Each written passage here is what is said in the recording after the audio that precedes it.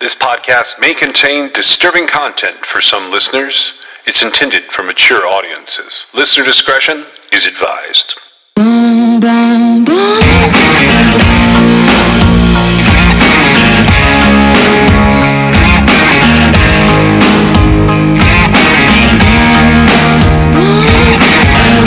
This is True Crime XS.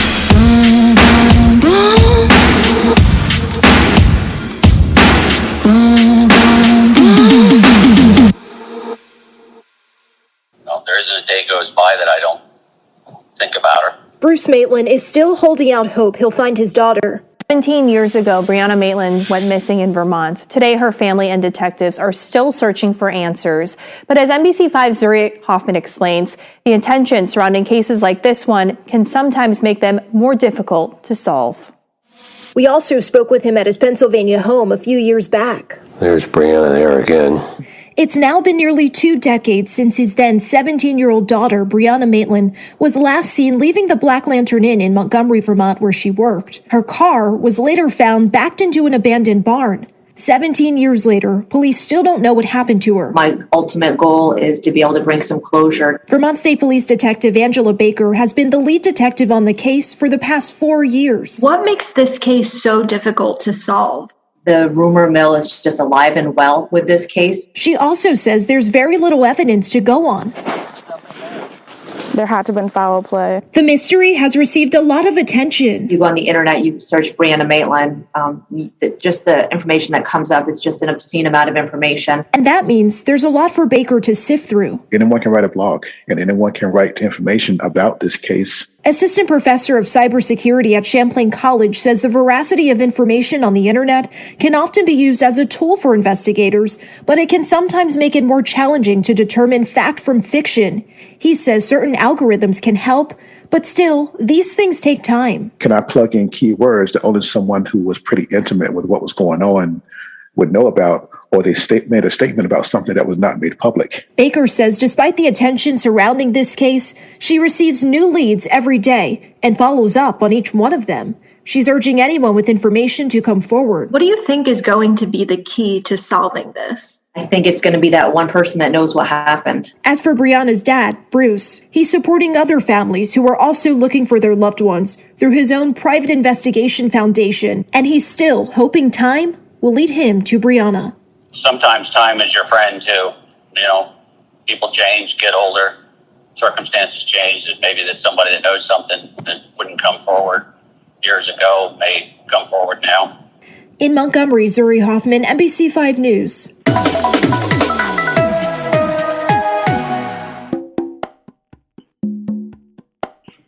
There are certain names that people just know. When it comes to true crime, missing and murdered people, there are names that, like, you say them, and people go, oh yeah, I know that case. Maura Murray, it's a great example.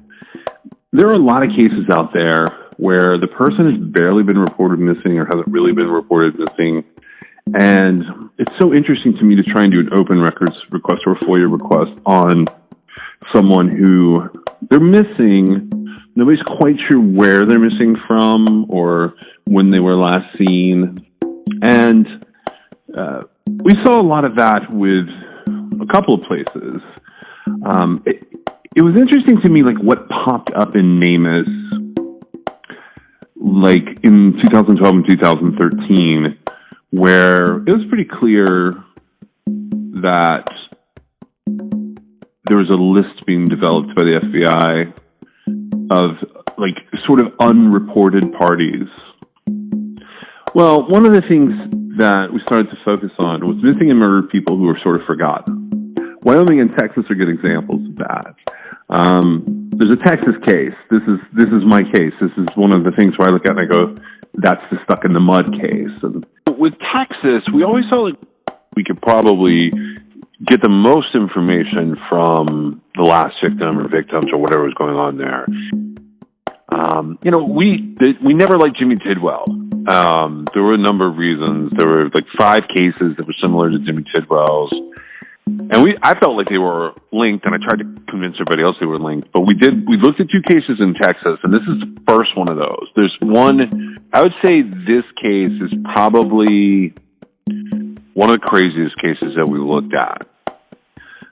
There's another case right after that there's some unbelievable coincidences to go down. But with the Stuck in the Mud case, I've been hunting that. I spent a lot of time on it in season 1. Now I'm back on it. Trying to reach out to these families and the police associated with it. It's not like the Brianna Maitland case. That's the one that sticks in my head, where if I go hunting for Brianna Maitland information, every podcast has covered it. You can find photos of her car against the barn. You can find all this interesting information about what happened to her right before she disappeared. So with Texas, I was looking for something where there's virtually no information. And I found about 6 cases down there that were super interesting. Wyoming's the same way. But I honed in on one because we have these series of events where Keys is like sort of bamboozling his family. And they're doing all of these things to try and help him. They're driving to him. They want to pick him up. They think that he's gone out to fix his window and to bury his guns. And, we know that he sets a fire. We know that he robs a bank. We know that he pays his mom in cash for a plane ticket that had to be rescheduled. And I came across one that I could not get out of my head. And the deeper I dig into it, the less information I think I know. It's very frustrating with cases like this related to law enforcement. And it's not that they don't have the information. It's that they have like little bits and pieces and they hold it open like it's an open case. This is from 2012. Okay, well, it's been 9 years. So what is it that you're doing with that information? And there's a case I'm going to talk about today. There's this missing guy who was a welder and works, for different pipeline companies in the area. So he goes on the list. One of the places I ended up having to revisit was the last couple of months of Israel Keyes' freedom in 2012. Right.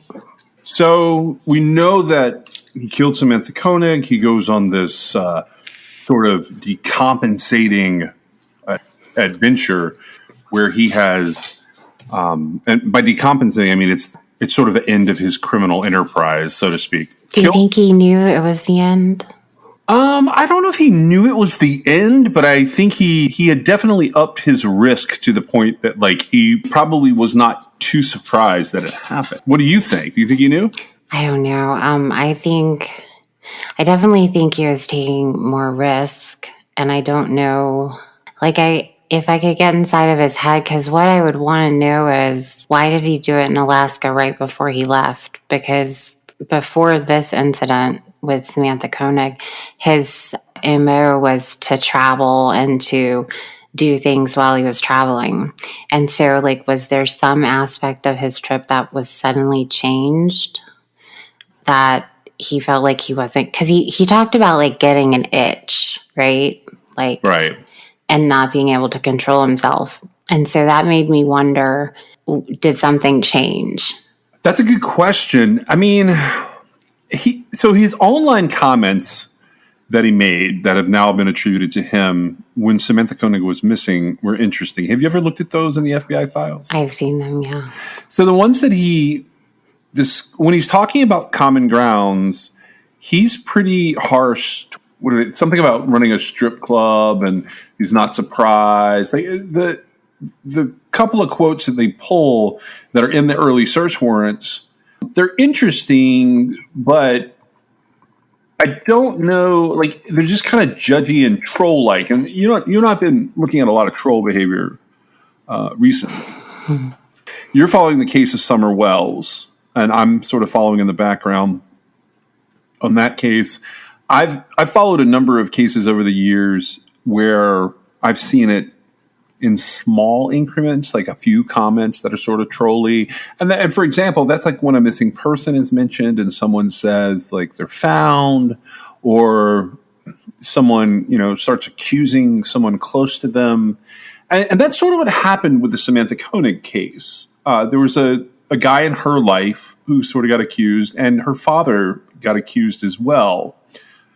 But Israel, I just wanted to clarify. I don't know the strip club owner, because he's the one who said anybody who provided information could like have his club or something like that.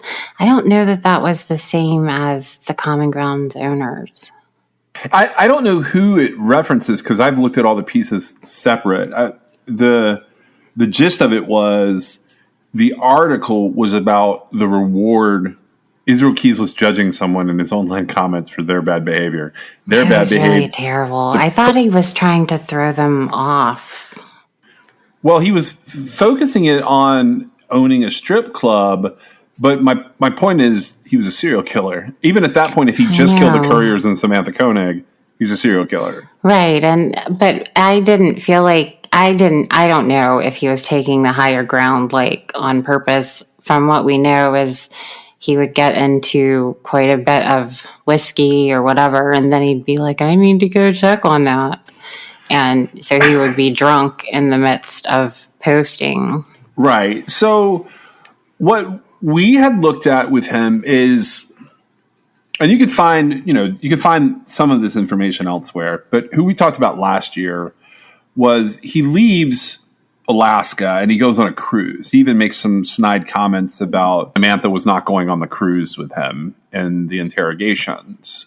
And we had looked at Mark Julian Oldbury down in Vidor, Texas, in Orange, which is right on the border of Texas and Louisiana, which would have been on his way to this cruise that he was going on. And he would have had his daughter with him, and he would have been meeting up with Kimberly. Is that right? He met Kimberly? Right. Well, they actually went to the kids' Mardi Gras in New Orleans before the cruise, so I don't know how much time. Like, I don't know how long he was there with his child before his girlfriend arrived. But he had a little bit of time, and we seriously had considered him for Mark Oldbury. One of the questions I had, and you may or may not know off the top of your head, did he keep the rental car the whole time? Yeah, we talked about that in depth. That's what I thought.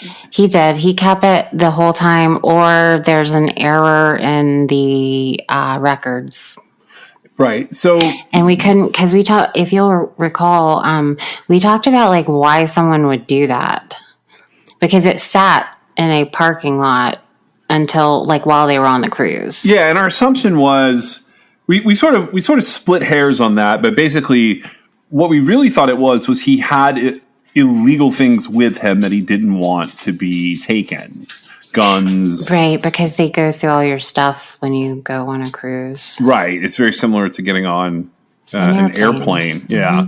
Mm-hmm. But we had briefly posited the idea that maybe he had a body with him that was in the trunk of the car. And we never really got to the bottom of that. But Mark Oldbury was someone that I had looked at as possibly his last victim. My side of this, like me personally, not necessarily the whole True Crime XS group, is I don't think that Mark was the last victim. So we have what happened with Samantha Koenig. I do believe he's responsible for Mark Oldbury. And I've gone over, if you go back to the Texas episodes, I've gone over why. I discovered that did not account for being stuck in the mud. And when I went back digging through, the accepted solution for this is the case of James Lamar Tidwell. And when I don't know how accepted that is. In the FBI files and in American Predator, the proposed solution for being stuck in the mud was the case of James Lamar Tidwell, a missing person during that time frame. On our side of things, we don't accept that. And realistically, we don't feel like that had anything to do with Israel Keys. Right. And did you want to explain why? There are a number of reasons that on my side of things, and if you want to take this, feel free to jump in anywhere. The biggest thing was the timeline. Right. Well, from a couple, I don't know if you mean from Keys' point of view or from Jimmy Tidwell's point of view, but Jimmy's disappearance, it's not definitively during the time frame that it would need to be in. Right. It's almost like he disappears just after Israel On the Keys. report, it's, I believe it's February 28th. That's okay. So that's when he's reported and the truck is found. But the gist of it is he doesn't show up for work. And that's him being called into work after a long weekend. And as far as James Tidwell goes, he's seen at the time that Israel Keys is stuck in the mud, or at least verified by his wife, who, if she's verifying him, even if he is missing or dead at that point, because his wife Carol was considered to be a missing person as well briefly, and Jimmy's employer, Flanders Electric, is responsible for Jimmy being reported missing. Right, because he didn't take the call in to go into work early or whatever it was that they were calling him about. And then he didn't show up, which I think he had worked there for quite a few years and that had never happened before. Right. And so that's why he ended up that's why his employer ended up reporting him missing, because it was out of character. Right. And so we have dug pretty deep into Jimmy's case. And we were able to obtain some open records, which had a pretty good a rundown of the case. Jimmy doesn't show up for work on February the 15th, 2012. And by that point, Israel Keys is sort of accounted for. And I say that because he does show back up to his family. And when he shows back up to his family, he ends up having a series of crimes that are trackable. There's the fire, and then there's the bank robbers. I think the fire was in Aledo and the bank robbery was in Azell. Okay, so we have the Texas fire and then the Texas bank robbery. They account for his whereabouts, and they account for him missing his flight and having to give his mom some money in order. She's the one, Israel Keys' mother is the one who rearranges the flights for Keys and his daughter. Right, because they were initially supposed to fly out on February 14th. And so let's talk about that for a second. In Keys' case, what I have in my notes is that finally on February 18th, 2012, that they flew from Houston to Anchorage, and it was they were 4 days late flying. Right. Okay. So they're on their cruise, and I'm going to back up and give sort of a really quick run through of the time, because on February 1st, that's when Samantha Koenig is taken. And February 2nd is when Keys leaves Anchorage and flies to Houston, where he rents a vehicle and travels to Louisiana. And then from February the 6th through February the 11th, Keys, his daughter, and his girlfriend are all on a cruise. And when they come back from the cruise, that's February the 11th, they get a car and they drive. This is Keys and his daughter. They drive to see his mother. So on February the 13th, 2012. But we think that may be the same car. I'm sorry, yes. Yeah, I just completely undid what. Well, I got confused for a second. It says, my note says in rental car. So it is the same rental car. So they come back on the 11th of February. They're in New Orleans. They get back in their rental car and they drive back to Texas from New Orleans. Now that time has passed, when I look at my notes, I don't pick up on the flags that I put. Right, and we're not directly trying to contradict ourselves. So if we say something we're trying to get to an important part of the story that's thoroughly researched, even though it may not come out of our mouths perfectly, it's because it's so convoluted. Right. And so, so they return on the 11th, they drive the 12th, and the next notable thing, so he's back at his mom's house on the 13th with the knowledge that on the 14th, he should be flying out of Houston to Anchorage. Right. with that knowledge, he sneaks out of his mother's home, leaving his daughter there with his family, and he leaves a note that says that he's gone to get the car window fixed and to bury his guns. Right. And then he's gone on February the 13th all day. And then on February the 14th, Israel has this communication with his family indicating that he's stuck in the mud and that he can't get out, and then he doesn't know where he is. And then he knows where he's at. He's at a big shopping center in Claiborne, which is an hour away from where his mother lived. And they drive to go get him, but he's not there. And so this is one of the strangest parts of the story. His family sits in the vehicle and they spend the night in the parking lot waiting on him instead of going home and coming back. And so finally, so that's February 14th, the day they're supposed to fly out. He is sort of, I don't know what the right word would be. It's sort of like catfishing. He's saying he's there and he can't find them and he's going to meet them, but he's not really there.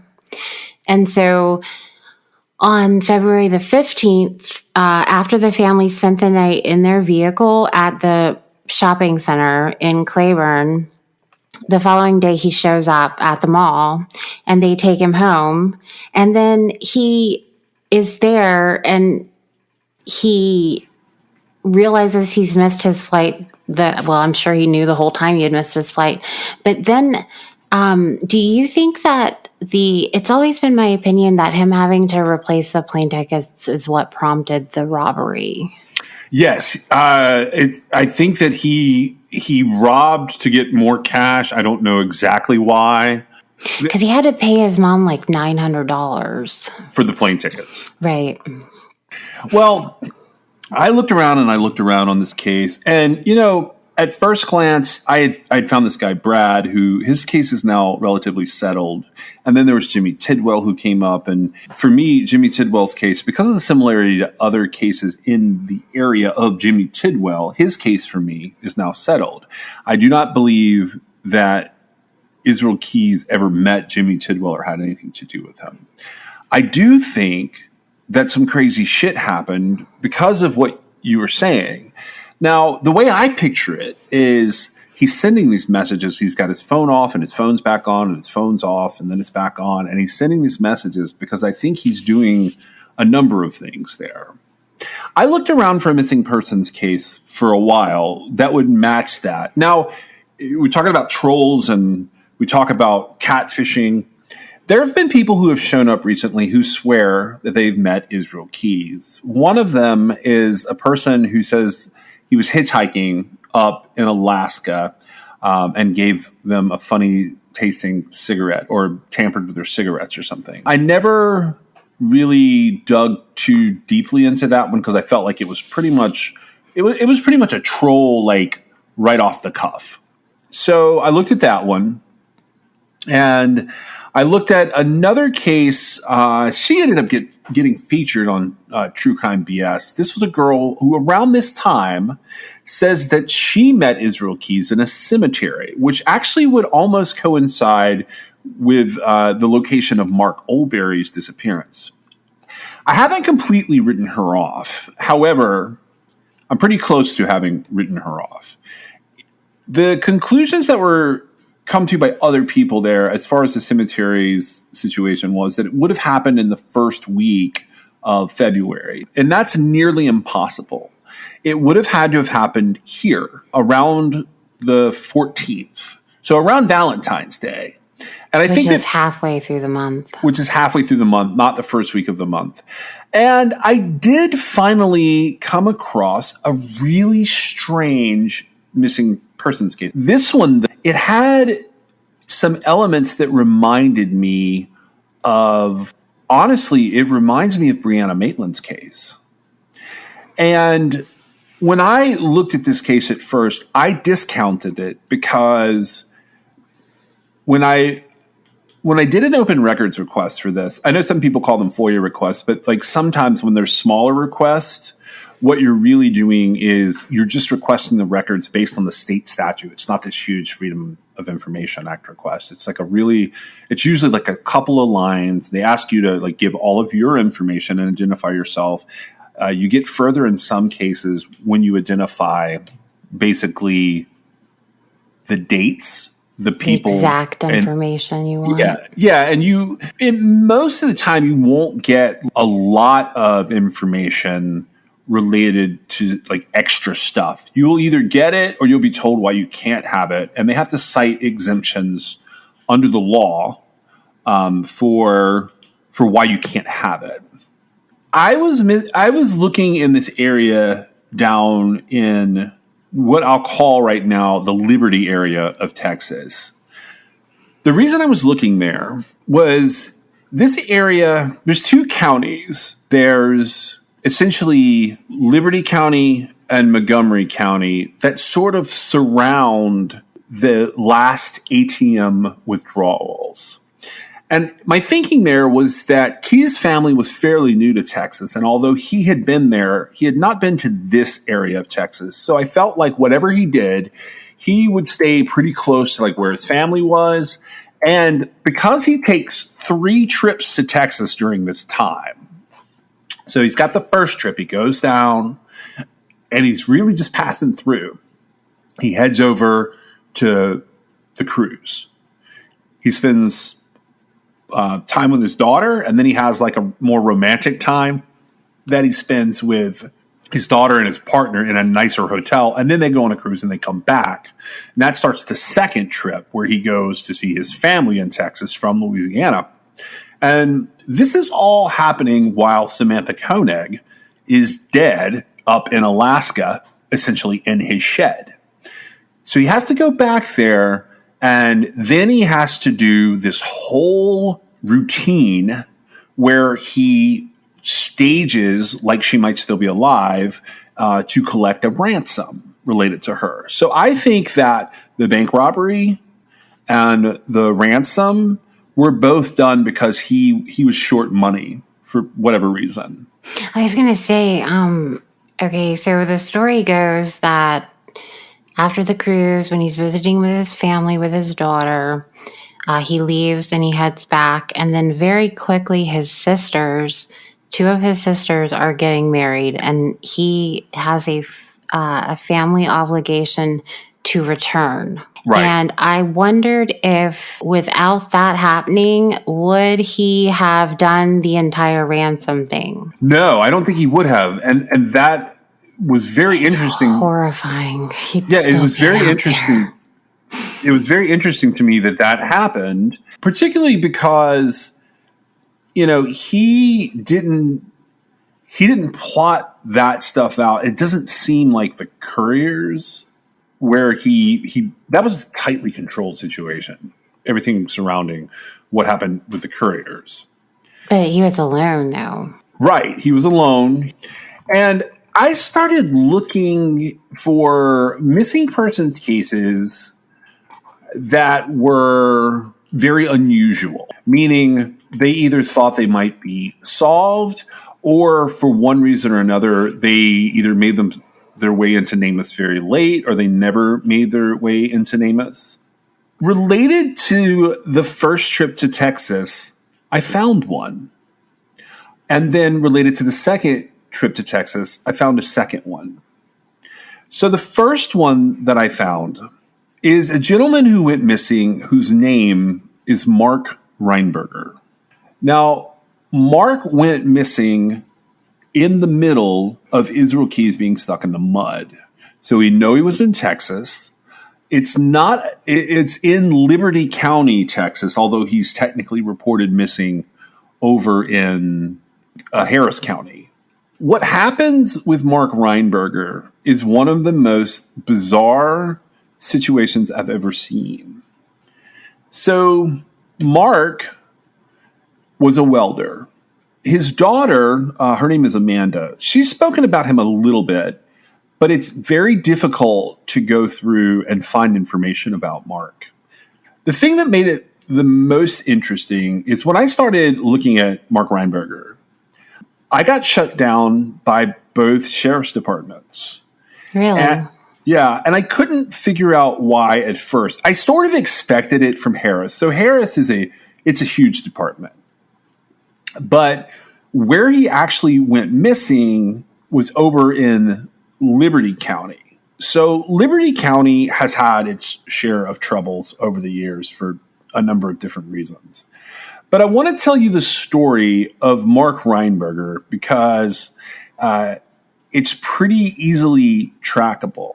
Mark Reinberger crashed his truck into a dilapidated house in rural Liberty County on the morning of February the 15th. And he has never been seen again. But the day before, he canceled a Valentine's Day dinner with his former fiancée, telling her that someone had been around his trailer and had tried to break in. And he told them that he told her that he would call her later. At about 5 o'clock in the morning on February the 15th, which was also Mark's 39th birthday, he walked into a gas station in Crosby, Texas, which was near his home, and said that he was being chased. An hour later, he pulled up to a second gas station in Cleveland, Texas, saying that he had no money, he was out of gas, and he was being followed. Around 7 o'clock that morning, sheriff's deputies say his white Chevrolet truck hurtled into a house near the Trinity River Bridge off of FM 787. The property owners rushed down to check on the driver to see if they could help, but there was no one there. The keys were still in the ignition. So the search for answers into Reinberger's mysterious disappearance goes down the craziest path you can imagine. Now, the Houston Chronicle covered this, and I tried to reach out to the original author of a series of articles about Mark's disappearance. Her name is Lomi Creel, and you can find her online. You can read about Mark in the Houston Chronicle. It's a fascinating story, but I am going to give you like some bits and pieces of it here. First of all, Mark's family is clearly looking for him. And the pictures that they have like 10 or 12 pictures attached to the articles about him. And when I say they're looking for him, there are like dozens of people in these pictures holding pictures of Mark.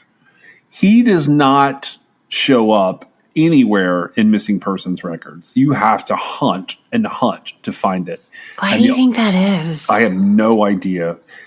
I'm going to tell you why it could be, but I don't know for sure. He lived in a remote area that's about an hour and 15 minutes outside of Houston. There was an investigator on the case named Captain Rex Evans from the Liberty County Sheriff's Department. This guy had his hands full with multiple missing persons cases in this area. Now, I don't think this is a whole Keys cluster or anything, but I do think 2 of these cases are his, and Mark is the first case.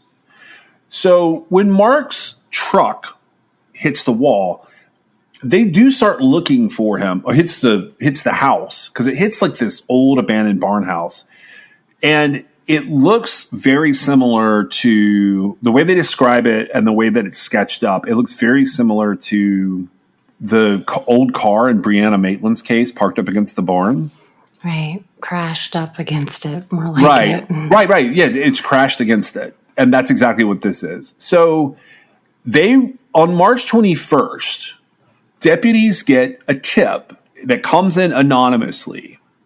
And this tip says that if they will go down and look at this particular remote area off of a county road in this trailer, they will find some of Mark's possession. They get there on March 21st. So by this point, Keys is already in custody. This is a month and change after Mark went missing.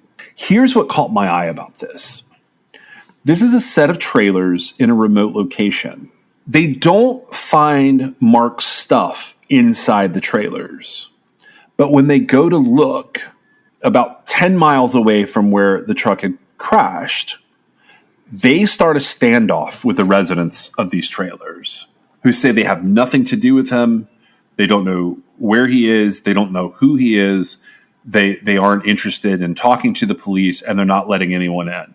Because of how this ended legally, I'm not going to name any of the people that are involved in this standoff. You can read about a few of them online, but the bottom line is whatever happened here, the cops closed this out after the standoff and some legal wrangling in court. The area that this happened in is called the Romero neighborhood. That's Romayor. In this area, there were a number of people associated with white supremacy. And when I first read the write-ups about this, I thought they had found Mark's possessions in the trailer related to these guys who affiliate themselves, at least by their own words, with the Texas militia. On March 21st, when the residents refused to come out, they sparked a 2-hour standoff that included a call from the ATF and the Bureau of Alcohol, Tobacco, and Firearms in Texas. I can't find that agency. I know who the ATF is. I assume maybe they meant Rangers were there. Maybe a special department or something. Right. So they were called in to help detonate a bomb, and it turned out not to be a bomb. The paperwork on that is sealed, and I have no idea why it's sealed. But here's what's interesting. In the woods behind the home where this occurred, this is a trailer, it's in a remote area, they found buckets of ammunition and buckets of gun parts. They automatically assumed that they were affiliated with these people who owned this trailer nearby. And maybe they were. They did detain one person for questioning on an outstanding warrant for possession of a controlled substance. He was held in the Liberty County Jail and was later let go. Go ahead. I just wanted to point out the reason that, so you were telling the story and you said that there was quite a bit of legal wrangling that occurred. So the people within the trailer that had the standoff with the police, they had an arsenal of weapons and ammunition inside, and they were all convicted felons. Right. And so that is where the conflict most likely was. Right. As far as them not wanting to get in trouble for it. That's what it appears to me anyway. Right. And so there had been multiple standoffs with this group before for the local deputies. And this is the Liberty County area.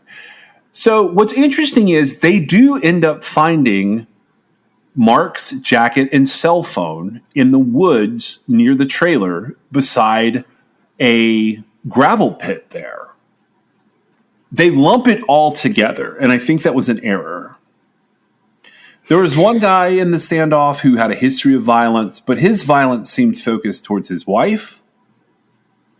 And once that had happened, they sort of affiliated everyone tied back to this gentleman as being like a problem. So inside the home, they find this large cache of weapons. Mark's family swears he has nothing to do with this group. He may have done some welding work for them or had some kind of connection to them that no one knew about. Or it could possibly be that the woman that he was currently dating could have been affiliated with this group and he just didn't know it. But here's what caught my eye. The day that Mark went missing, someone started sending harassing messages to his daughter and his ex-fiance. And if you read through all the articles, it's assumed that it is a woman that lived nearby that he had been dating. That's who they assume it is. Except his cell phone is found out in the woods. And yeah, that's really weird. If you recall how Israel Keys contacted Samantha Koenig's boyfriend, he initially talked shit to him by text message in order to from Samantha, right? And so that happened on February the 1st that Israel Keys is texting Samantha Koenig's boyfriend. And this would have been on February the 14th and 15th. So, and there are clearly weapons found nearby. The problem I have here is I can't tell the difference between what they found in the trailer and what they found in the woods near the home. That's because of how they just assumed it was all related, and I don't think that it was. So let's so Mark Reinberger is last seen at a gas station, essentially with no money. For some reason, he is fleeing and relays that he's being chased. So, and then the next thing we know, his truck ends up parked in a building. Crashed into a building, yeah. And so, let's relate that to Keys.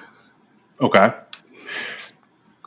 How I relate it to Keys in this instance is Keys sees him or Keys sees him seeing him. Keys goes out to bury his guns. This guy sees him and Keys locks in on him because he can't have anybody see him doing his thing. I think that Keys basically ends up hunting this guy. And that is why the communications with his family are so sporadic. He finally catches him and does whatever with him the morning of February the 15th. And then he goes to his family up in the shopping center, Cleburne. And so the reason we end up on Mark Reinberger is because, we kid you not, there's not a whole lot else. No. There's really not. And so it's really interesting. So, I've read through his case, and I have just this never-ending conundrum with these types of cases because, to me, I feel like it's one of the worst things that we can do is to say, oh, have you considered your loved one that's missing may have been a victim of a serial killer? But in this case, I feel like the timing and the coincidence of it all is worth mentioning because there is nobody else. I don't think he's in NamUs, right? Not currently. The assumption, so the way that law enforcement treated me is he's still missing. Stuff occasionally gets mentioned that he is missing. As far as I can tell, the Texas Rangers still think he is missing. But when I go to look for actual paperwork on him, they're saying that the standoff indicated that they don't collect any evidence. Yeah, they're saying he's dead? They're saying he's dead from the standoff, but he's not. Because the articles are all written much later where he's still missing. Okay, that's really weird. So is he...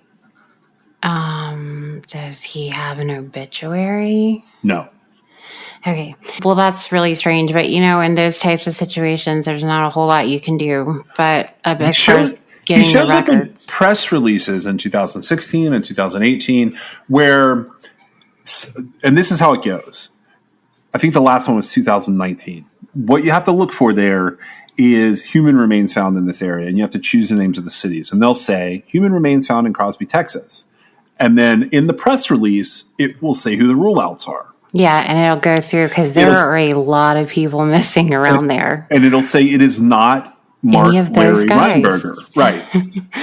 And so we had dug into 4 of these cases here. Mark was the case that, in my opinion, if Israel Keys was stuck in the mud for whatever reason, it is because he was doing something with or to Mark Larry Reinberger of Crosby, Texas. Right. And so the vicinity and the timing, it fits, and it's all that fits, really. Yeah, if he did something to this guy, and so the truck is found and dealt with a little later in the day, but the last time he would have been seen is just before 7 a.m. at a gas station. And that is essentially, that's where Mark Reinberg really disappears, if I have to say, like a time. Do you think that some of the stuff because either somebody, according to the accounts that we read, Mark Reinberger, he was either high or he was actually being chased by somebody that was scaring him. And he alleged that somebody had tried to break into his trailer. Do you think that that could have been Keys as well? Well, yeah, I think Keys ran across this guy while he was bearing his gun. I don't think it was a plan to kill someone, but there's a line where Bell asked him, "Hey, did you actually get stuck in the mud somewhere?" in the interviews? And Keys says, "Yeah, the longer I stayed out of Dallas, the longer I was down south, the more I was thinking I wanted to do something else." And I think Mark Reinberger is that something else. I think Mark Reinberger is why he got stuck in the mud, and I actually think his body is findable. Here's what's interesting: there are camping locations very close to where the standoff occurred. There's water locations nearby. There are pit latrines nearby. I think his body is findable, and I'm just going to go ahead and say that,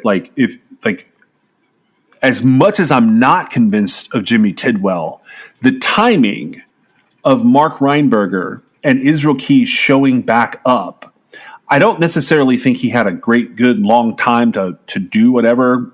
And I say that comparing it to Samantha Koenig. I don't think Mark Reinberg would have been as satisfying a kill for Israel Keys because I think it ended up being rushed.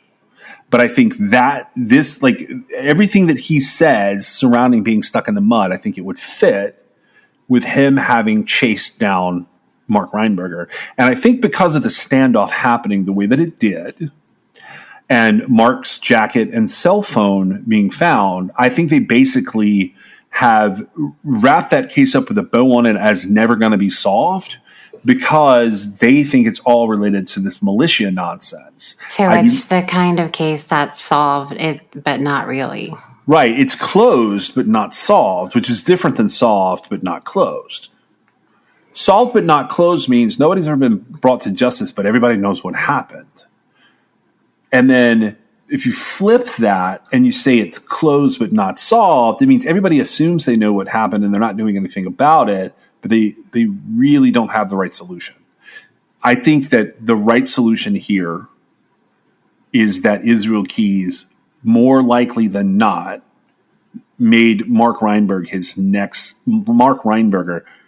next to last victim. That's what I think. I think that the timing is definitely the timing and location is definitely something, and I don't know what the solution is. It seems like you're right. They've decided whatever they think happened. So I don't know. And I think Keys lost the jacket and the phone. I think that would be the last thing he was trying to do before he went and met his family. He was trying to find Mark's jacket and phone.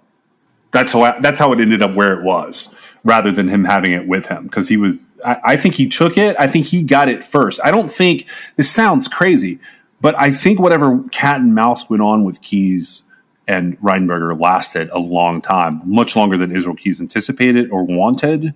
And I think it's because something was unusual about it. We talk about Keys and his MO and all of these things. I genuinely believe that we're doing a disservice by believing the words out of Keys' mouth overall. But I understand you've laid out for me some pretty good reasons to believe he has no reason to really lie about some of this stuff. I was going to say, do you think he was being deceptive intentionally? Because that's No. what it would have to be. No. I'm just saying, maybe we're listening too hard. We're looking for somebody who went up on Mount Everest and was never seen again and taken, because that's how Keys describes. And I understand. I'm full of hyperbole when I say that. I'm just saying, what if it's more like this? Keys was in the middle of nowhere, in his opinion, because he's in this remote spot. He's burying his guns and his haul from his bank. I guess he wouldn't have the bank robbery. Right. But he's burying his guns with the intention of coming back here to do the bank stuff. I'm just saying, what if he's here and he wants no one to know that he's here, wherever he is, which is close to one of these locations where Mark Reinberger is seen. Mark Reinberger sees him because he's out fucking around doing whatever, or just driving home and sees him. And that turns into this little cat and mouse thing that doesn't last very long. But what if he really was being chased that last bit by Israel Keys? That makes me sort of revert back to where, out of Key's mouth, we know that he mentioned before he went to the courier's house, like the thunderstorm, and how he watched the guy in the yellow V-dub bug. Right. And how if that guy had been like 10 seconds slower, he would have been the victim that night, is what he said. But he didn't pursue him. Well, that's different for me. Can I tell you why? Well, sure. But that's just what I have in my mind as far as him chasing someone. I totally agree with that from the chase perspective, except this person saw him burying his shit. That's the difference. I guess based on him burying his guns, like, why wouldn't he just, like, take them elsewhere? Because you have to remember, at this point in time, he's got that debit card, and he's going back to do this whole thing with the ransom with Samantha Koenig. There is no way he went on a cruise ship, possibly killed Mark Olberry, and is now out in Texas wandering around in the woods thinking that it is a good idea for him to be caught and talked to by the cops. That's another thing he said. If he got caught by the cops, it'd all be over. We don't know for certain that he had the debit card with him.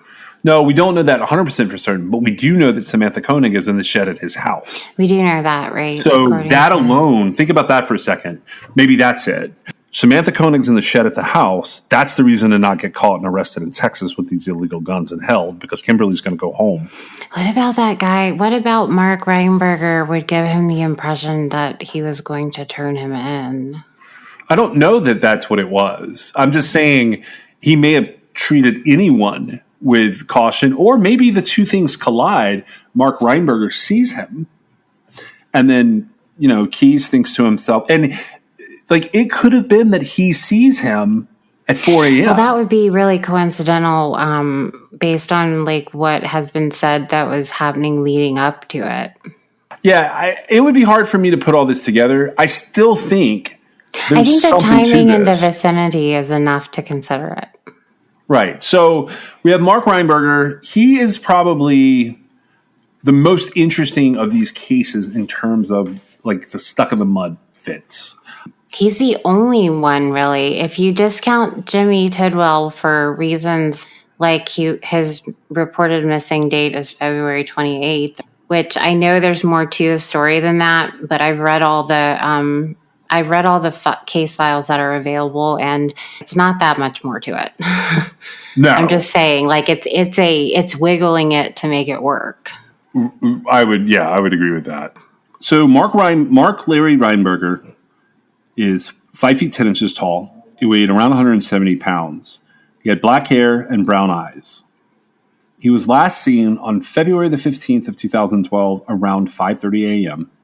He was 39 years old. He's wearing blue jeans and boots. He was driving a 2009 white 4-door Chevy pickup, which has since been recovered. And if you know anything about his case, it is asked that you contact the Harris County Sheriff's Department, even though he technically is missing from Liberty County. These kind of cases, to me, are some of the saddest. Why do you feel like they're the saddest? Well, I mean, apart from like some little child, like these guys get discarded, actually both, because essentially, so you've got a guy who he was just doing his own thing. It was his 39th birthday. And this case is never going to be solved. They feel like they know who did it, except they don't have enough evidence to bring that person to justice. Right. And they are making no strides in getting the evidence. And I don't know like why that is. I don't know what the dynamic is there. I imagine that the standoff with the initial possible persons of interest could be one of the holdup factors. And I'm not saying that. I feel like the coincidence with Keyes is it's enough to warrant a closer look. The issue is we could say just about anything because the police have clearly already made up their mind, and but it's not substantiated. So what is it about Mark Larry Reinberger that makes it okay that he just disappeared that day and he's thought to be murdered regardless of who murdered him, and it's just going to go unsolved? Like, why is that okay? Thank you for joining us for our Cruel Summer episodes, where we go back to looking at Israel Keys. We are sponsored by LabrottieCreations.com. You can check them out at LabrottieCreations.com, and you can still use the code CRIMEXS for a fun pop pet portrait of your own pet. You can also reach us on Twitter, Instagram at TrueCrimeXS, or you can give us a call if you know anything about any of the cases that we're talking about at 252-365-5593. You can also reach us at Gmail at truecrimexs@gmail.com, and you can check out our website at www.truecrimexs.com. We'll see you next time.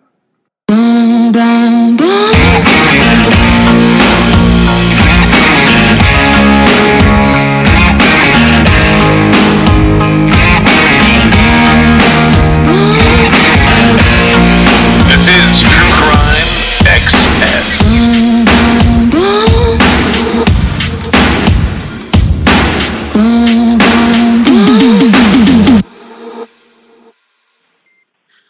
You know, Texas always frustrates me. Brandon Lawson really frustrated me. Mark Weinberg frustrated. That case frustrates me. And we have one more Texas case that we're going to come back to, but we're going to. Next week is not that case. Next week is a different case. It's actually two cases. We were digging pretty deep because we wanted to explore some of the places that is harder to get to, or there were less missing persons, and we came across two cases that I think we finally decided on a victim type that we think is, I don't know, these two cases just seem like keys to us, and we're going to talk about them next week. Way less frustrating than Texas is, that's for sure.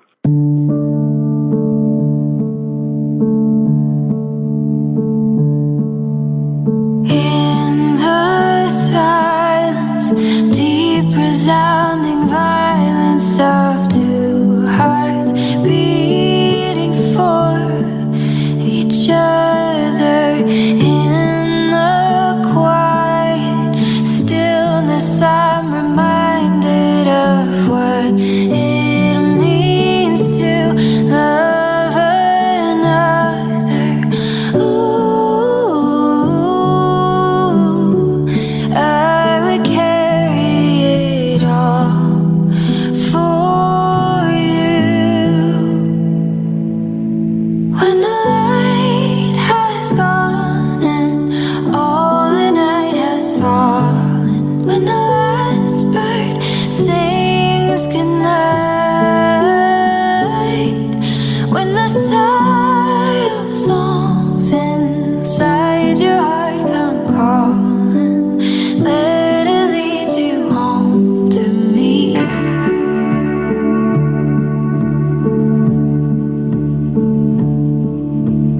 All the gilded moments I have lifted from seasons in the rough, I keep hidden deep inside my vision, a tapestry of us. Ooh,